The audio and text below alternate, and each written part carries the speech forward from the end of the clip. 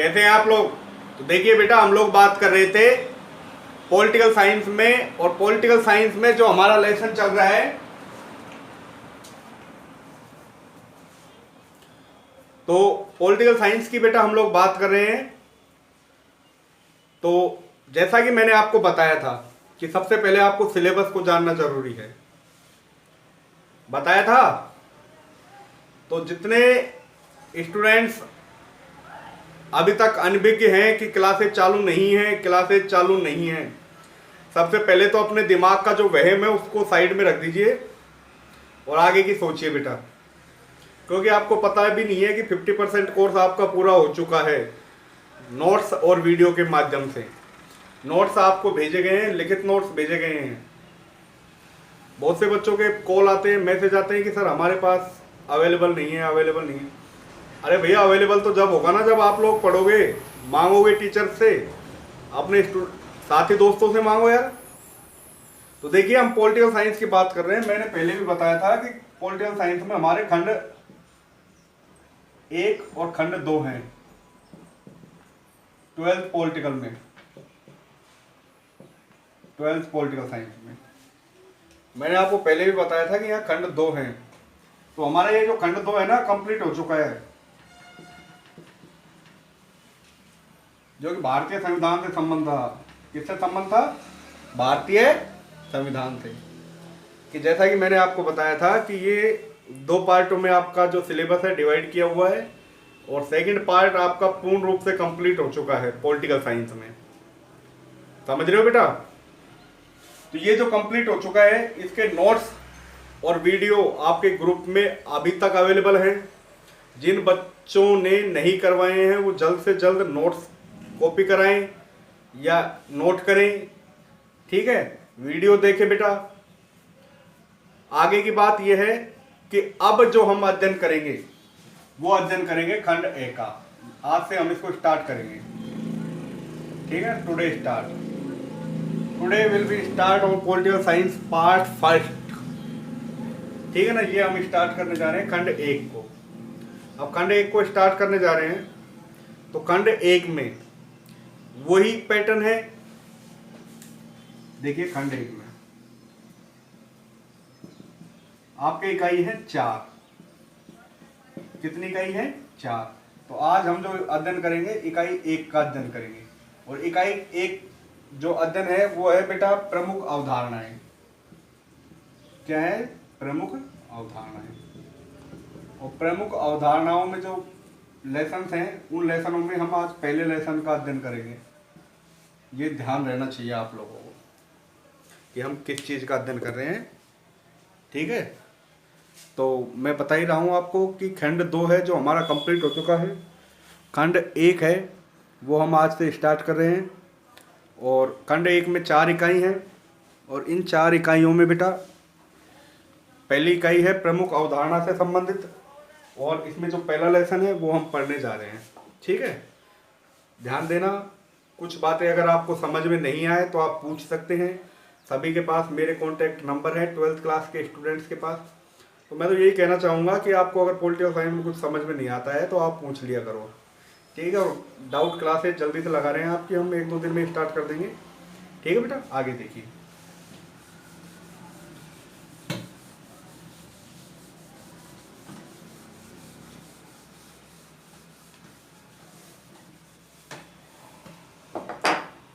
देखिए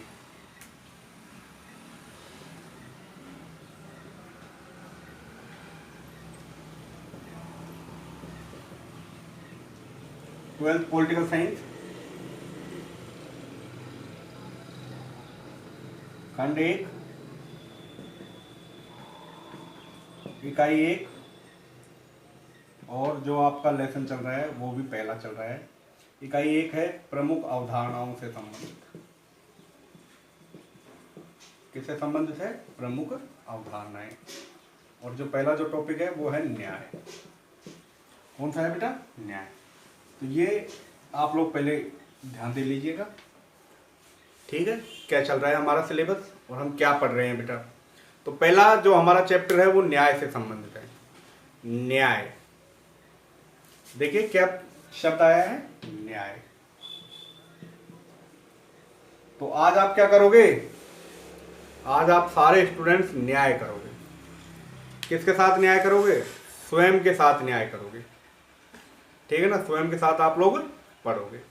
न्याय जिसे इंग्लिश में कहा जाता है जस्टिस, क्या कहा जाता है बेटा, जस्टिस, ठीक है ना। न्याय, न्याय को इंग्लिश में क्या कहा जाता है, जस्टिस, जो कि लैटिन भाषा के जस्टिया शब्द से बना है, जिसका अर्थ होता है न्याय करना। क्या होता है बेटा, न्याय। अब हम पढ़ने जा रहे हैं न्याय को। किसको पढ़ने जा रहे हैं, न्याय को। तो सबसे पहले आती है न्याय की अवधारणा। तो देखिए स्टूडेंट, न्याय की अवधारणाओं की अगर हम बात करें तो न्याय की अवधारणाओं में न्याय की जो संकल्पना है, न्याय की संकल्पना प्राचीन काल से ही राजनीतिक चिंतन का महत्वपूर्ण विषय बनी हुई है। ध्यान देना, न्याय की जो अवधारणा है वो प्राचीन काल से ही, आज से नहीं, प्राचीन काल से बहुत पहले से ही संकल्पना का, राजनीतिक संकल्पना का महत्वपूर्ण विषय बनी हुई है, राजनीतिक चिंतन का महत्वपूर्ण विषय रही है। किसकी बात कर रहे हैं हम, न्याय की।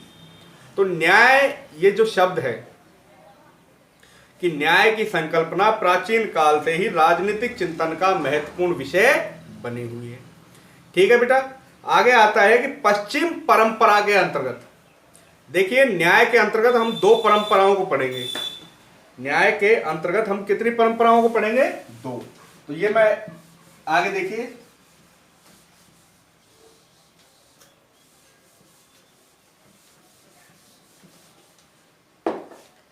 कि न्याय के अंतर्गत हम दो परंपराओं को पढ़ेंगे। अब ये जो दो परंपरा है, एक पाश्चात्य और दूसरी है भारतीय, ठीक है ना। तो ध्यान देना कि पश्चिमी परंपरा के अंतर्गत न्याय के स्वरूप की व्याख्या करने के लिए पाश्चात्य कह सकते हो आप, ठीक है ना, पाश्चात्य परंपरा या पश्चिमी परंपरा या वेस्टर्न जो लोग थे ना, उनकी बात करेंगे बेटा आज हम, है ना। और ये इंडियन भारतीय परंपरा, इसमें जो विचारक होंगे वो पाश्चात्य विचारक होंगे। कौन से विचारक होंगे बेटा, इसमें जो विचारक होंगे वो पाश्चात्य विचारक होंगे, और इसमें जो विचारक होंगे वो भारतीय विचारक होंगे। तो पाश्चात्य विचारक और भारतीय विचारकों के बारे में हम अध्ययन करने जा रहे हैं। तो न्याय, पश्चिमी परंपरा के अंतर्गत न्याय के स्वरूप की व्याख्या करने के लिए मुख्यतः, भाई अगर हम पश्चिमी परंपरा के अंतर्गत न्याय के स्वरूप की अगर व्याख्या करेंगे तो न्याय के स्वरूप की व्याख्या के लिए न्यायपरायण व्यक्ति, कौन सा व्यक्ति चाहिए, न्यायपरायण व्यक्ति। न्यायपरायण व्यक्ति अर्थात सदपुरुष। कौन बेटा, सदपुरुष। और सत्पुरुष कौन होता है, जो न्याय के रास्ते पर चलता है। तो सत्पुरुष कौन होता है स्टूडेंट्स, सत्पुरुष वह व्यक्ति होता है जो न्याय के रास्तों पर चलता है, ठीक है ना। तो न्याय की जो संकल्पना है वो प्राचीन काल से ही राजनीतिक चिंतन का महत्वपूर्ण विषय रही है। पश्चिमी परंपरा के अंतर्गत न्याय के स्वरूप की व्याख्या करने के लिए, किसके अंतर्गत, पश्चिमी परंपरा के अंतर्गत न्याय के स्वरूप की व्याख्या करने के लिए न्यायपरायण व्यक्ति या सदपुरुष व्यक्ति या सदचरित्र मनुष्यों के गुणों पर विचार किया जाता है। तो न्याय में किसका गुण विचार किया जाता है, सदचरित्र व्यक्ति के, न्याय में सदचरित्र व्यक्ति के गुणों पर विचार किया जाता है। ये क्लियर हो जाना चाहिए कि न्याय में सदचरित्र मनुष्य के गुणों पर विचार किया जाता है, और इनमें या इसमें, किसमें, सदचरित्र व्यक्ति में उन सभी गुणों की तलाश की जाती है जो एक अच्छे व्यक्ति में होते हों। सॉरी, कि इसमें उन सभी गुणों की तलाश की जाती है जो एक अच्छे व्यक्ति में होते हैं, ठीक है ना, जो उसको न्याय की ओर प्रवृत्त करते हैं, अर्थात न्याय की ओर आगे ले जाया जाता है, ठीक है बेटा। तो न्याय में हम किसका अध्ययन करेंगे, सदचरित्र या सदपुरुष या न्यायपरायण व्यक्ति के गुणों पर हम बल देंगे। तो भारतीय परंपरा, पहला जो क्वेश्चन बनता है कि पश्चिमी परंपरा तथा भारतीय परंपरा में, देखिए पश्चिमी परंपरा और ये भारतीय परंपरा, तो पश्चिमी परंपरा और भारतीय परंपरा में न्याय के संदर्भ में मनुष्य के, पश्चिमी परंपरा और भारतीय परंपरा में, ध्यान दे लेना, पश्चिमी परंपरा, ये पाश्चात्य जो शब्द आ रहा है ये क्या है? ये पाश्चात्य विचारक जो हैं ये प्राचीन काल के विचारक हैं, और ये प्राचीन काल के जो विचारक पाए जाते थे पश्चिमी देशों में पाए जाते थे, पश्चिमी विचारक हैं। तो पश्चिमी परंपरा तथा भारतीय परंपरा में न्याय के संदर्भ में मनुष्य के कर्तव्य पलायन पर बल दिया गया है। किस पर बल दिया गया है बेटा? मनुष्य के कर्तव्य पलायन पर बल दिया गया है। और मनुष्य के कर्तव्य पलायन पर इन दोनों परंपराओं में जो बल दिया गया है, भारतीय परंपरा में और पश्चिम परंपरा में, दोनों परंपराओं में जो बल दिया गया है वो न्यायपरायण व्यक्ति पर बल दिया गया है। और इसमें कहा गया है, दोनों में ही कहा गया है कि इसमें प्रत्येक व्यक्ति को स्वयं का निर्दिष्ट कार्य करना चाहिए और दूसरों के कार्य में हस्तक्षेप नहीं करना चाहिए। ध्यान से सुन लेना, पाश्चात्य परंपरा और भारतीय परंपरा में न्याय के कर्तव्य पलायन पर बल दिया गया है, कर्तव्य परायण पर बल दिया गया है, और कहा गया है कि प्रत्येक व्यक्ति को स्वयं का निर्दिष्ट कार्य करना चाहिए और दूसरों के कार्य में हस्तक्षेप नहीं करना चाहिए। ये कहा गया है पश्चिमी और भारतीय परंपरा में। ठीक है बेटा।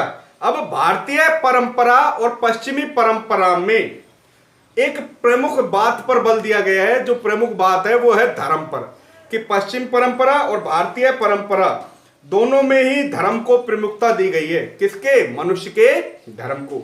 और जो मनुष्य धार्मिक होगा, धर्म की राह पर चलता होगा, वो अन्याय कभी नहीं करेगा, हमेशा न्याय की बात करेगा, न्यायपरायण व्यक्तियों की ही बात करेगा। ये हो जाता है आपका यहां तक क्लियर। ठीक है ना, कि दोनों ही मान्यताओं में, पश्चिम परंपरा में और भारतीय परंपरा में, दोनों में ही धर्म की प्रमुखता पर बल दिया गया है और प्रत्येक मनुष्य द्वारा अपना निर्दिष्ट कार्य करना तथा दूसरों के कार्य में हस्तक्षेप न करना, यही न्याय का प्रमुख लक्ष्य बताया गया है। ठीक है ना। यद्यपि आधुनिक चिंतन में न्याय की अलग ही परिभाषा दी गई है। तो पाश्चात्य और भारतीय परंपरा में न्याय की एक ही परिभाषा दी गई है और न्याय के कर्तव्य पलायन पर बल दिया गया है। न्याय के को धर्म का प्रमुख माना गया है। ठीक है। अब न्याय को पढ़ने से पहले कि न्याय शब्द की या न्याय शब्द का जो सर्वप्रथम प्रयोग किया था वो किया था बेटा प्लेटो ने। जैसा कि मैंने आपको बताया था कि राजनीति विज्ञान में हम सबसे पहले जिस विचारक को पढ़ते हैं उन विचारक का नाम है सुकरात। ध्यान देना कि राजनीति विज्ञान के अंतर्गत हम जिस विचारक को सबसे पहले पढ़ते हैं, जिस विचारक की जो बात की जाती है वो है सुकरात। परंतु बेटा सुकरात के जो विचार है हमें कहीं पर भी लिखे हुए नहीं मिलते। ये बात ध्यान रखनी है कि सुकरात के जो विचार है हमें कहीं पर भी लिखे हुए नहीं मिलते। तो सुकरात के विचारों को हम, सुकरात का जो शिष्य है, तो सुकरात का शिष्य कौन है? प्लेटो। तो हम सुकरात के विचारों को प्लेटो के माध्यम से पढ़ते हैं। ये सुकरात का शिष्य है। और ऐसे ही जिस तरह सुकरात का शिष्य प्लेटो है, प्लेटो का भी शिष्य हुआ था, उसका नाम था अरस्तु। और अरस्तु को राजनीति विज्ञान का जनक कहा जाता है। अब ये सुकरात क्या कहता है कि न्याय की सर्वप्रथम व्याख्या प्लेटो ने की थी। पहली बात तो ये ध्यान रखना। अब सुकरात पहला विचारक था, व्याख्या नहीं की थी न्याय की। ये कहता है कि ज्ञान ही सद्गुण है। सुकरात क्या कहता है? सुकरात कहता है ज्ञान ही सद्गुण है। सुकरात ने किस पर बल दिया है? ज्ञान पर। प्लेटो क्या कहता है? प्लेटो कहता है कि ज्ञान नहीं, न्याय ही सद्गुण है। अब वह व्यक्ति ही सद्गुणी है जो न्याय के रास्ते पर चलता है। तो दोनों गुरु और शिष्य की बातों में कंफ्यूजन हो गया। गुरु कहता है कि ज्ञान ही सद्गुण है और शिष्य क्या कहता है कि न्याय ही सद्गुण है। और सही बात तो यह है कि जो न्यायपरायण व्यक्ति है वो धर्म की बातों पर बल देता है और न्याय को ही क्या मानता है बेटा, सद्गुण मानता है। कि जिस व्यक्ति में न्याय है वह व्यक्ति कैसा माना जाएगा, सद्गुणी व्यक्ति माना जाएगा। तो ये तो बात हो गई विचारकों की, ठीक है ना। कि सबसे पहले कौन सा विचारक आया था, सुकरात, उसके बाद प्लेटो और उसका शिष्य हुआ था अरस्तु। ये क्लियर हो गया। अब देखिए कि न्याय को पश्चिमी विचारक और भारतीय विचारकों में जो बांटा गया है वो किस तरीके से बांटा गया है। नोट्स आपको भेज दिए गए हैं। पहला आपका कर्तव्य यही बनता है कि आप नोट्स पढ़ें। तो देखिए बेटा, पाश्चात्य जो काल है, पश्चिमी परंपरा है, उसको 3 भागों में बांट दिया गया था, प्राचीन, मध्य और आधुनिक। पाश्चात्य परंपराओं को 3 भागों में बांट दिया गया था, प्राचीन काल, मध्यकाल, ये आप समझ गए ना, आपके लेसन समझ में आ जाएगा, और आधुनिक काल।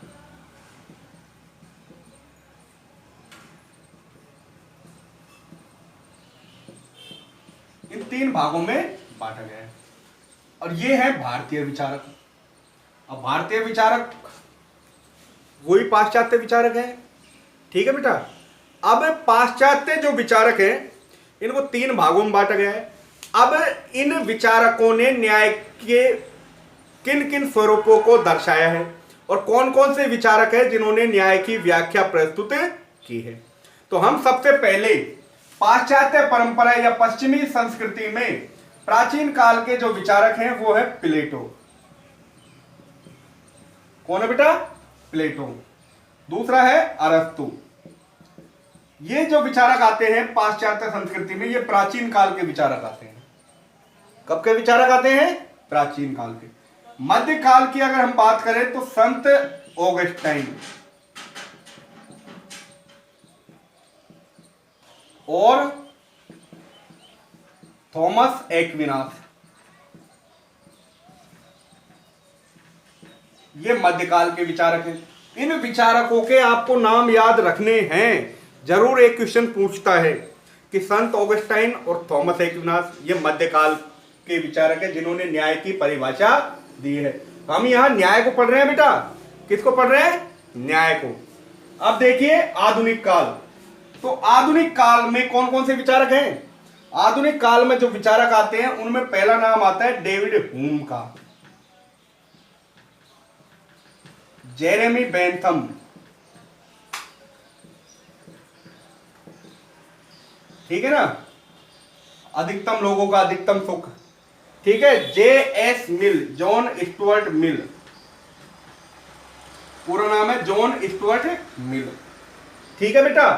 तो पाश्चात्य परंपराओं को 3 भागों में, 3 भाग कौन कौन से हैं, प्राचीन काल, मध्यकाल और आधुनिक काल।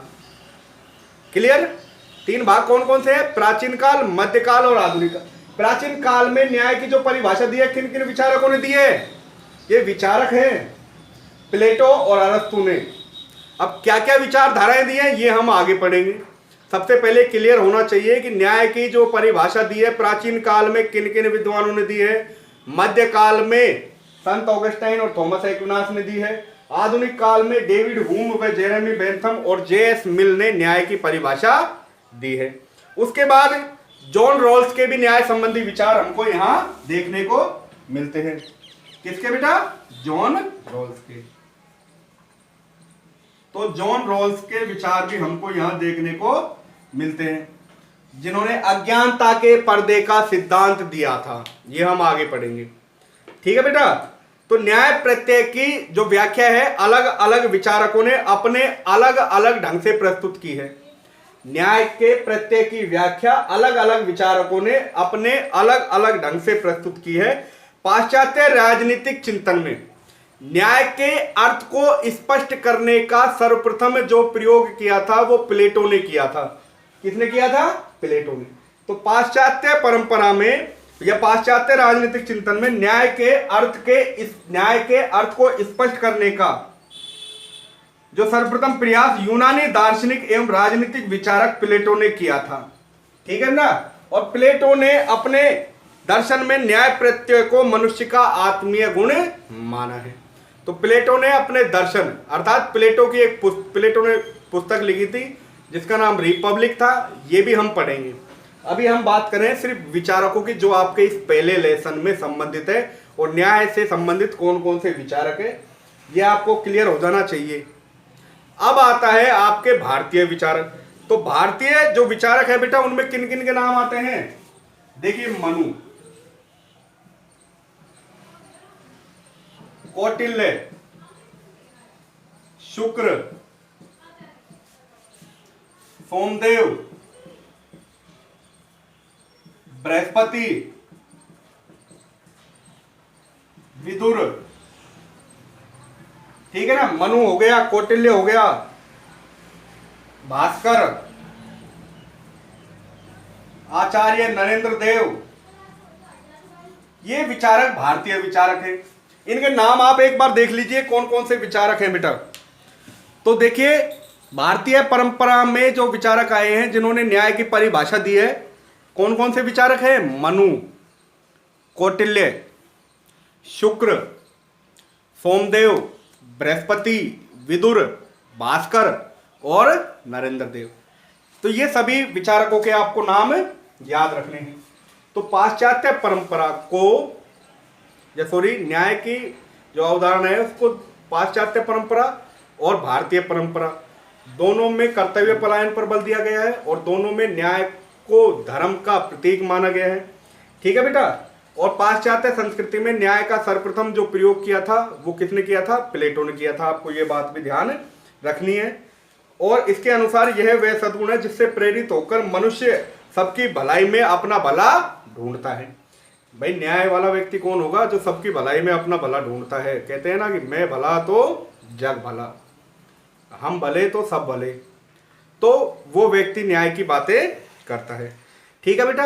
अब हम बात करते हैं सबसे पहले प्लेटो की, कि प्लेटो के न्याय संबंधी विचार क्या है। तो मध्यकालीन जो ईसाई विचारक हुए थे मध्यकाल में, ये प्राचीन काल के यूनानी विचारक मध्यकाल में ईसाई विचारक हुए थे। तो मध्यकाल में जो ईसाई विचारक है जैसे ऑगस्टाइन, सेंट, क्या नाम है इनका पूरा नाम? संत ऑगस्टाइन, थॉमस एक्विनास ने न्याय को अपने ढंग से व्याख्या की है। आधुनिक काल में जे.एस. मिल ने अपने चिंतन में न्याय को प्रमुख स्थान दिया है। और समकालीन जो विचारक है जॉन रॉल्स, ये कौन सा विचारक है? समकालीन विचारक है। ठीक है ना। ये प्राचीन कालीन विचारक है, ये मध्यकालीन है, ये आधुनिक कालीन। और समकालीन विचारक कौन सा है? जॉन रॉल्स है। कौन सा है बेटा? समकालीन विचारक।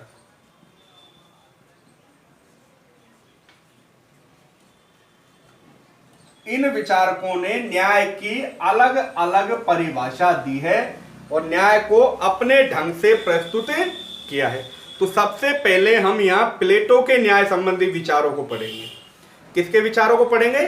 प्लेटो के न्याय संबंधी विचारों को हम यहाँ सबसे पहले बेटा पढ़ेंगे। तो ये मैं क्लियर कर देता हूँ, साफ कर देता हूँ, एक बार आप दोबारा से देख लीजिए इसको। ये अगर आपके समझ में आ गया तो मानो ये पूरा लेसन समझ में आ गया। ठीक है ना, कि न्याय को पश्चिमी परंपरा या पाश्चात्य परंपरा और भारतीय परंपरा में कर्तव्य पालन पर बल दिया गया है, धर्म में इसकी प्रमुखता दर्शाई गई है। प्राचीन काल, मध्यकाल, आधुनिक काल में जो विचारक है जिन्होंने न्याय की परिभाषा दी है वो कौन कौन से हैं, ये सभी नाम आपके सामने लिखे हुए हैं। एक बार इसको दोबारा से बेटा देख लीजिएगा, नोट कर लीजिएगा। अब देखिए आगे, सबसे पहले किसका अध्ययन करेंगे? प्लेटो का। देखिए बेटा कि न्याय का क्या अर्थ बता रहा है प्लेटो? न्याय का अर्थ बता रहा है प्लेटो कि प्रत्येक व्यक्ति को अपना स्वयं का कार्य करना चाहिए, दूसरे के कार्यों में हस्तक्षेप नहीं करना चाहिए। ठीक है बेटा। यह परिभाषा किसने दी है? प्लेटो ने दी है। भारतीय विचारक भी इस परिभाषा को मानते हैं। अरे भारतीय विचारक नहीं बच्चों, बल्कि आप सभी लोग मानते हो कि न्याय की क्या परिभाषा होगी। तो देखिए, न्याय की यही परिभाषा होगी कि पाश्चात्य राजनीतिक चिंतन में न्याय के अर्थ को स्पष्ट करने के लिए जो प्रथम प्रयास किया था वो प्लेटो ने किया था। ये बात क्लियर है ना। और इन प्लेटो से लेकर अब तक जितने भी सभी चिंतक हुए हैं उन्होंने न्याय की महत्वपूर्ण एवं राजनीतिक परिभाषा को दर्शाया गया है। अलग अलग विचारकों ने अपने अलग अलग ढंग से व्याख्याएं प्रस्तुत की हैं। तो प्लेटो ने जो परिभाषा दी है वो ये परिभाषा दी है कि प्रत्येक व्यक्ति को अपना स्वयं का निर्दिष्ट कार्य करना चाहिए, दूसरे के कार्य में हस्तक्षेप नहीं करना चाहिए। जैसे कि आप लोगों को गांव में, शहरों में सब जगह समझाया जाता है कि बेटा स्वयं का ही कार्य करो, दूसरे के कार्यों में मत उलझो, अर्थात दूसरे के फटे में टांग नहीं अलझानी चाहिए। ये भी एक सीधी सी बात हम कह सकते हैं। अब हम जो अध्ययन करेंगे वो अध्ययन है प्लेटो के न्याय संबंधी विचार। किसका पढ़ेंगे हम यहाँ? प्लेटो के न्याय संबंधी विचार।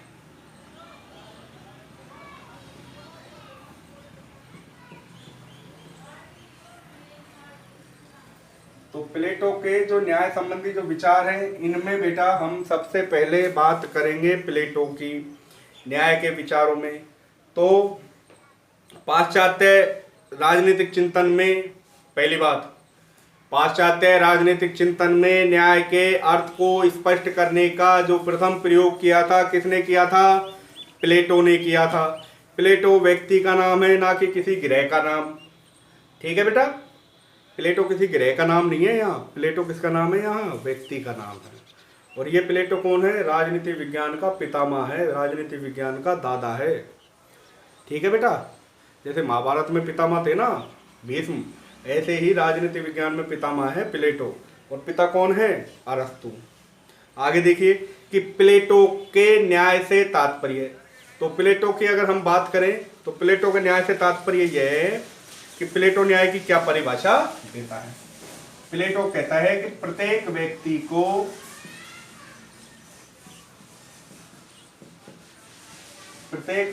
को अपना, ध्यान देना, प्रत्येक व्यक्ति को या प्रत्येक व्यक्ति द्वारा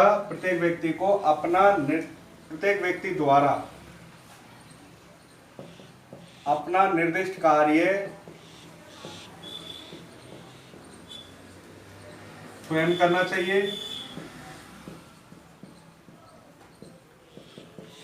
चाहिए। किसी दूसरे के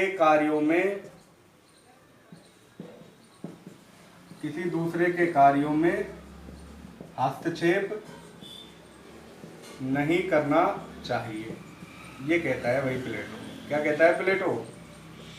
प्लेटो के न्याय से तात्पर्य यह है कि प्रत्येक व्यक्ति के द्वारा अपना निर्दिष्ट कार्य या स्वयं का कार्य करना चाहिए, दूसरे के कार्यों में नहीं पड़ना चाहिए।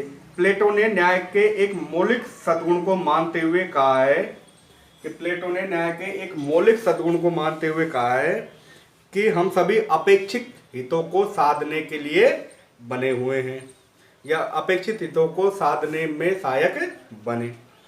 प्लेटो फिर पूछता है कि प्लेटो की पुस्तक, तो प्लेटो ने अपनी पुस्तक रिपब्लिक, तो प्लेटो की पुस्तक का नाम है रिपब्लिक, एक महत्वपूर्ण ग्रंथ है। क्या नाम है बेटा? रिपब्लिक। तो प्लेटो की पुस्तक का नाम है रिपब्लिक, ध्यान रखना, इंग्लिश में भी लिख देता हूं रिपब्लिक। ठीक है बेटा। तो प्लेटो अपने महत्वपूर्ण ग्रंथ या अपनी पुस्तक रिपब्लिक में न्याय को समझाने के लिए पुस्तक के 2, 3 और 4 में काफी रोचक विश्लेषण करता है। प्लेटो अपनी पुस्तक का नाम क्या है? रिपब्लिक, जिसके दूसरे, तीसरे और चौथे भाग में क्या करता है प्लेटो बेटा? रोचक विश्लेषण करता है। वह सबसे पहले सामाजिक व राजनीतिक न्याय की बात करता है और सामाजिक व राजनीतिक न्याय की धारणा को व्यक्तिगत न्याय से पृथक करने की चेष्टा करता है। कौन? प्लेटो। प्लेटो क्या करता है बेटा? सबसे पहले सामाजिक व राजनीतिक न्याय की धारणा को, ध्यान देना, सामाजिक व राजनीतिक न्याय की धारणा को व्यक्तिगत न्याय से पृथक करने की चेष्टा करता है। ठीक है बेटा, सामाजिक व राजनीतिक न्याय की धारणा को व्यक्तिगत न्याय की पृथक करने की चेष्टा से अलग करता है। क्योंकि प्लेटो न्याय के कितने रूप मानता है? प्लेटो न्याय के 2 रूप मानता है। प्लेटो न्याय के कितने रूप मानता है? प्लेटो न्याय के 2 रूप मानता है। अब जो दो रूप मानता है प्लेटो, वो कौन कौन से जो 2 रूप हैं बेटा जो वो मानता है प्लेटो? कि न्याय के विचार में प्लेटो ने राजनीतिक दर्शन के तत्वों को भी निहित किया है और दो रूप मानता है प्लेटो, एक व्यक्तिगत और दूसरा सामाजिक। एक व्यक्तिगत रूप मानता है और दूसरा सामाजिक रूप मानता है। व्यक्तिगत और दूसरा सामाजिक। तो ये आपको ध्यान रखना है कि प्लेटो न्याय के कितने रूप मानता है? दो। प्लेटो ने न्याय की क्या परिभाषा दी है कि प्लेटो कहता है कि प्लेटो के अनुसार प्लेटो का न्याय से आशय है कि प्रत्येक व्यक्ति द्वारा स्वयं का कार्य करना चाहिए, दूसरे के कार्य में हस्तक्षेप नहीं करना चाहिए। ठीक है बेटा, ये प्लेटो कहता है। और प्लेटो व्यक्तिगत रूप और सामाजिक रूप की अवधारणा पर बल देता है। प्लेटो की मान्यता है कि मानवीय आत्मा में, व्यक्तिगत रूप में कहता है कि प्लेटो की मान्यता है कि मानवीय आत्मा में तीन तत्व पाए जाते हैं। कितने तत्व पाए जाते हैं? तीन तत्व पाए जाते हैं। तो प्लेटो दो रूप मानता है, व्यक्तिगत रूप और सामाजिक रूप। अब आगे देखिए, और प्लेटो क्या कहता है? प्लेटो कहता है कि मानवीय आत्मा में तीन तत्व पाए जाते हैं। बेटा कितने तत्व पाए जाते हैं? प्लेटो की मान्यता है कि मानवीय आत्मा में तीन तत्व पाए जाते हैं। और ये जो तीन तत्व होते हैं ये कौन कौन से होते हैं? तृष्णा, शौर्य और बुद्धि। मानवीय आत्मा में तीन तत्व पाए जाते हैं। अब तीन तत्व बुद्धि, ठीक है बेटा, शौर्य और तृष्णा।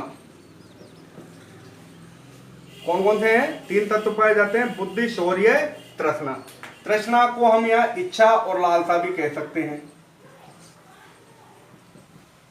अब ये तो हो गया कि प्लेटो की मानवीय आत्मा में तीन तत्व पाए जाते हैं और इन्हीं के आधार पर समाज को तीन वर्गों में विभक्त किया गया है। इन्हीं के आधार पर समाज को तीन वर्गों में विभक्त किया गया है। कितने वर्गों में? तीन वर्गों में। किनके आधार पर? मानवीय आत्मा के तीन तत्वों के आधार पर ही समाज को तीन भागों में विभक्त किया गया है।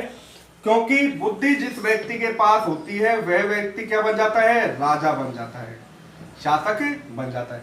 शौर्य जिसके पास होता है वो सैनिक वर्ग में आ जाते हैं। और तृष्णा उत्पादक वर्ग के हाथों में होती है, व्यापारी वर्ग के हाथों में होती है। व्यापारी वर्ग की लालसा होती है कि वह व्यापार और भी करे, ठीक है ना, अपने व्यापार को क्या करे बेटा? वो बढ़ाए। तो ध्यान देना कि प्लेटो की मान्यता है कि मानवीय आत्मा में तीन तत्व पाए जाते हैं, तृष्णा, शौर्य और बुद्धि। व्यक्ति की आत्मा में विद्यमान न्याय उसके व्यक्तित्व के उपयुक्त तीनों पक्षों को परस्पर संतुलित करता है। जैसे हमने कहा था ना कि प्लेटो न्याय के दो रूप मानता है, व्यक्तिगत न्याय, तो व्यक्तिगत न्याय में तो मानवीय आत्मा में तीन तत्व बताता है। सामाजिक न्याय में फिर क्या करता है ये? सामाजिक न्याय में ये कहता है कि प्लेटो मानवीय आत्मा के तीन तत्वों के आधार पर किसी एक तत्व की प्रधानता के आधार पर राज्य या समाज में तीन वर्ग स्थापित करता है, शासक वर्ग, सैनिक वर्ग और उत्पादक वर्ग। कौन कौन से बेटा? और राज्य में व्याप्त न्याय समाज में इन तीनों वर्गों में सामंजस्य स्थापित करता है।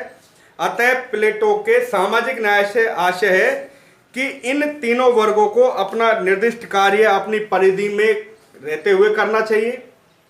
किसको? शासक वर्ग को, सैनिक वर्ग को और उत्पादक वर्ग को अपने जो कार्य हैं वो अपनी परिधि में ही करते हुए अपने कार्यों में विशेषज्ञता प्राप्त करनी चाहिए।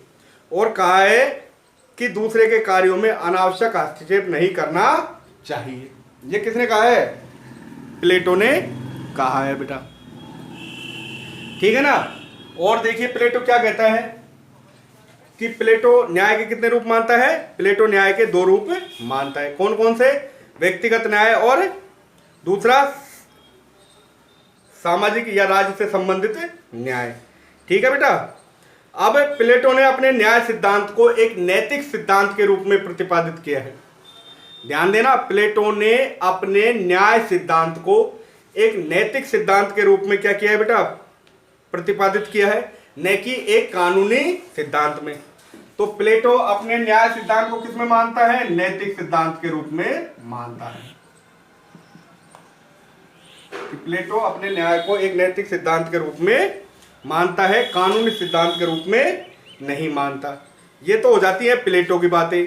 और देखिए प्लेटो न्याय के बारे में यही कहता है, पूछता है कि एग्जामिनर आपसे जो पूछेगा वो यही पूछेगा कि पाश्चात्य राजनीतिक चिंतन में न्याय की सर्वप्रथम अवधारणा किसने दी थी। तो पाश्चात्य राजनीतिक चिंतन में न्याय की सर्वप्रथम अवधारणा प्लेटो ने दी थी। प्लेटो ने कहा था कि प्रत्येक व्यक्ति को स्वयं का कार्य करना चाहिए, दूसरे के कार्यों में अनावश्यक रूप से हस्तक्षेप नहीं करना चाहिए, जो व्यक्ति कुछ कर रहा है वो स्वयं करता रहे। प्लेटो की पुस्तक का क्या नाम है? रिपब्लिक है। प्लेटो न्याय के कितने रूप मानता है? 2 रूप मानता है, व्यक्तिगत या सामाजिक। ठीक है, व्यक्तिगत रूप में क्या करता है? प्लेटो कहता है कि प्लेटो के अनुसार मानवीय आत्मा में 3 तत्व पाए जाते हैं, बुद्धि, शौर्य और तृष्णा। और सामाजिक रूप में समाज को 3 वर्गों में विभक्त कर दिया है, शासक वर्ग, सैनिक वर्ग और उत्पादक वर्ग। ठीक है बेटा, ये प्लेटो का आ जाएगा। तो प्लेटो ने अपने न्याय सिद्धांत में समाज को कितनी श्रेणियां बताई है? 3 श्रेणियां बताई है। कौन कौन सी श्रेणी बताई है? शासक वर्ग, सैनिक वर्ग और उत्पादक वर्ग। ध्यान रख लेना कि प्लेटो ने अपने न्याय सिद्धांत में समाज की कितनी श्रेणियां बताई है? 3, शासक वर्ग, सैनिक वर्ग और उत्पादक वर्ग। ठीक है, यही प्लेटो से संबंधित पूछा जाता है। और प्लेटो के बाद जो आता है वो आता है आपका अरस्तु। कौन सा आता है बेटा? अरस्तु। तो ये प्लेटो के न्याय संबंधी विचार। पुस्तक का जरूर ध्यान रखना नाम, कि प्लेटो की जो पुस्तक है उसका नाम क्या है? रिपब्लिक। क्या नाम है? रिपब्लिक। अब आता है अरस्तु का। ठीक है ना, किसका? अरस्तु के न्याय संबंधी विचार। ठीक है बेटा, तो देखिए अरस्तु के न्याय संबंधी, प्राचीन काल की बात कर रहे हैं अभी। तो पहला हमने प्लेटो पढ़ा था और आप पढ़ रहे हैं अरस्तु। अरस्तु के न्याय संबंधी विचार। तो अरस्तु के न्याय संबंधी विचारों में तो अरस्तु कौन है? अरस्तु राजनीति विज्ञान का जनक है। कौन है बेटा? अरस्तु राजनीति विज्ञान का जनक है। अरस्तु के अनुसार न्याय का सरोकार मानवीय संबंधों के नियमन से है। अरस्तु के अनुसार न्याय का अरस्तु के अनुसार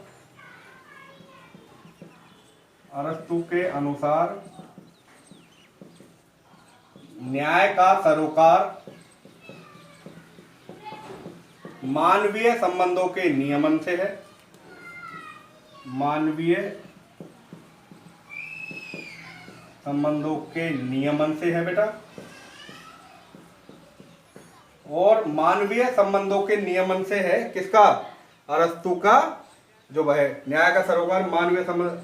अरस्तु का विश्वास था कि लोगों के मन में न्याय के बारे में एक जैसी धारणा ही राज्य के अस्तित्व में आता है। अरस्तु ने तर्क दिया है कि वितरणात्मक न्याय के अंतर्गत पद, प्रतिष्ठा और धन संपदा का वितरण अंकगणितीय अनुपात से ही होना चाहिए, बल्कि अंकगणितीय अनुपात से नहीं होना चाहिए, बल्कि रेखागणितीय अनुपात से होना चाहिए, ये कहता है। और इसका अर्थ है कि इनमें से सबको बराबर हिस्सा नहीं मिलना चाहिए, बल्कि प्रत्येक व्यक्ति को अपनी अपनी योग्यता के अनुसार हिस्सा मिलना चाहिए। ठीक है ना? कौन कहता है? अरस्तु कहता है। कि अरस्तु क्या कहता है कि प्रतिष्ठा, पद, धन, संपदा प्रत्येक व्यक्ति को अंक गणित के आधार पर नहीं बल्कि रेखा गणितीय आधार पर मिलना चाहिए, और इसमें उसी व्यक्ति को ज्यादा हिस्सा मिलना चाहिए जिस व्यक्ति का पद योग्यता के अनुसार हो, और योग्यता के अनुसार ही व्यक्ति को क्या मिलना चाहिए बेटा? अपना बराबर का हिस्सा मिलना चाहिए। अर्थात प्रत्येक व्यक्ति को अरस्तु कहता है बराबर का हिस्सा नहीं मिलना चाहिए, बल्कि सभी व्यक्ति को अपनी योग्यता के अनुसार हिस्सा मिलना चाहिए। ये कौन कहता है? अरस्तु। अरस्तु न्याय के कितने रूप मानता है? अरस्तु भी न्याय के 2 रूप प्रस्तुत करता है, एक वितरणात्मक न्याय और दूसरा है सुधारात्मक न्याय। अरस्तु भी न्याय के 2 रूप, पहला है वितरणात्मक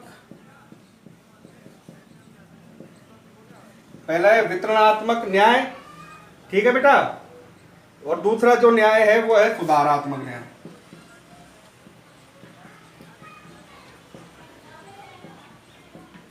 कि जिस तरह से प्लेटो न्याय के 2 रूप मानता है, अरस्तु भी वितरणात्मक व राजनीतिक न्याय,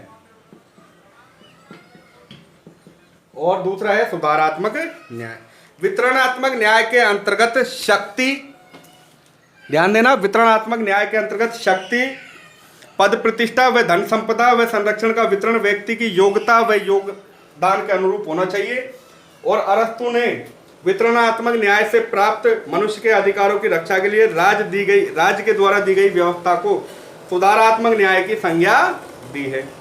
अर्थात ये क्या कहता है कि अरस्तु वितरणात्मक न्याय के अंतर्गत, ध्यान देना, अरस्तु क्या कहता है, वितरणात्मक न्याय के अंतर्गत शक्ति एवं संरक्षण का वितरण योग्यता व योगदान के अनुरूप होना चाहिए।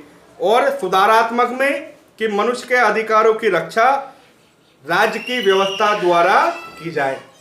ठीक है ना, कि मनुष्य के अधिकारों की रक्षा किसके द्वारा की जाए, व्यवस्था किसके द्वारा की जाए, राज्य के द्वारा की जाए। ये वितरणात्मक और सुधारात्मक न्याय से संबंधित है अरस्तु के। दोबारा से सुन लेना कि अरस्तु वितरणात्मक न्याय के अंतर्गत शक्ति एवं संरक्षण का वितरण व्यक्ति की योग्यता व योगदान के अनुरूप करने की बात कहता है। वह आनुपातिक समानता का पक्षधर है, जिसके अनुसार लाभ व उत्तरदायित्व व्यक्ति की क्षमता व सामर्थ्य के अनुपात में होना चाहिए। सुधारात्मक न्याय से तात्पर्य ऐसे न्याय से जो नागरिकों के अधिकारों को अन्य व्यक्तियों के द्वारा हनन की रोकथाम पर बल देता हो। इस प्रकार अरस्तु वितरणात्मक न्याय से प्राप्त मनुष्य के अधिकारों की रक्षा के लिए राज्य की व्यवस्था को सुधारात्मक न्याय की संज्ञा मानता है। ठीक है बेटा, प्राचीन काल में दो विचारक हुए, पहला प्लेटो है, दूसरा अरस्तु है। प्लेटो की पुस्तक का नाम रिपब्लिक था, तो अरस्तु की पुस्तक का नाम है पॉलिटिक्स है। अरस्तु की पुस्तक का क्या नाम है बेटा, पॉलिटिक्स है अरस्तु की पुस्तक का नाम। ठीक है ना, तो अरस्तु के न्याय के दो रूप मानता है, वितरणात्मक व राजनीतिक न्याय, सुधारात्मक। और अरस्तु के अनुसार न्याय का सरोकार जो है मानवीय संबंधों के नियमन से माना गया है। ठीक है बेटा, इसी प्रकार अब जो हमारी नेक्स्ट जो वीडियो होगी वो मध्यकाल के विचारकों से होगी। तो मध्यकाल में जो विचारक होंगे वो संत ऑगस्टाइन व थॉमस एक्विनास होगा, उनके बारे में हम लोग अध्ययन करेंगे। तब तक के लिए आप जो पहला जो चैप्टर है इसके नोट्स पढ़िए, बुक को पढ़िए और उसके बाद वीडियो देखिए, सब कुछ समझ में आ जाएगा आप लोगों को। ठीक है स्टूडेंट, तब तक के लिए बेटा good bye, have a good day, धन्यवाद।